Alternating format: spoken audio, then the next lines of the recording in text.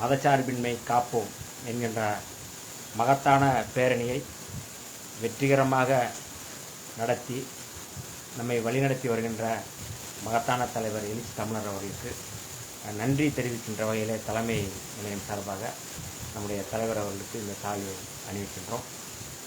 வரலாற்றில் மிக முக்கியமானது, சனாதனத்துக்கு எதிராக நம்மை அறிவார்ந்த தளத்திலும் கோட்பாட்டு தளத்திலும் வழி நடத்தி வருகின்ற மகத்தான தலைவர் எழுச்சி தமிழர் அவர்கள் நீடூழி வாழ்க என வாழ்த்துகின்றோம்.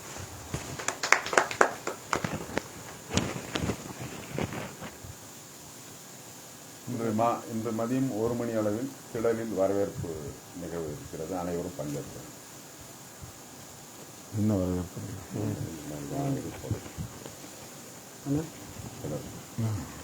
கவர்மெண்ட் சொல்லுங்க. அனைவருமே யாரு?